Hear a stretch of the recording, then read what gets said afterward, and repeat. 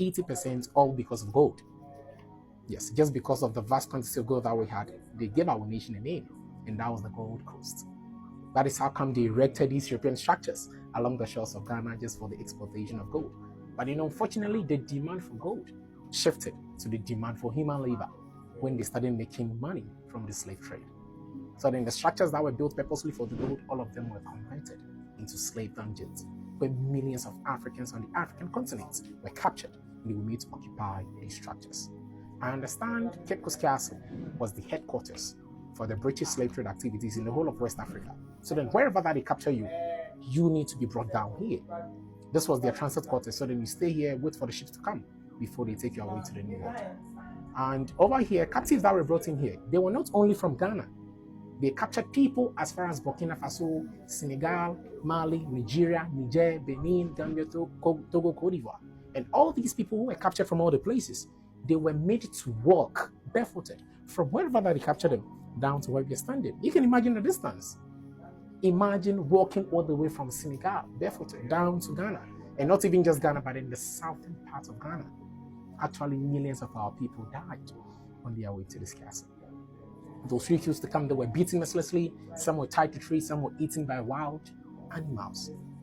And those who actually entered Ghana from the northern part actually made their first stop at the biggest slave market, that is Salaga, located in the northern region of Ghana. Over there, they have to force them through a nature reserve full of wild animals, and that nature reserve is currently known as the Mole National Park. Over there, the slave masters realized their commodities were getting lost just because the wild animals were feeding on the enslaved Africans. That is why the European slave masters have to look through our ancestors who were put in chains and shackles. Anyone that showed signs of weakness have to be pulled out. They walk them to certain meters, they strip them off, tie them to trees, and whip their backs. As the blood flows, it attracts the wild animals. They feed on them, then they quickly get the rest out of the park. They succeeded, but their lives were lost. They continued their journey, met another community called Asenmantu. In that community, we have a slave market over there, and within the slave market, there is a river. Captives were given the opportunity to at least take their last bath as Africans. They were given food, water to drink just to regain their strength. Their hairs and beards were shaped with broken bottles just because some of them had gray hairs. Oil was applied on their whole body for them to look attractive and young, so that when they bring them to this castle, they'll look attractive and presentable for the merchants in here to buy them.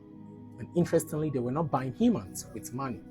You know, the value and the worth of Africans that were brought here as slaves were just lowered to the exchange of cheap European commodities, such as hair comb, mirror, gunpowder, tobacco, canned food, European clothes, textiles, leather shoes, whiskey, necklace, and toffees. These were the cheap items that they were using to exchange our people.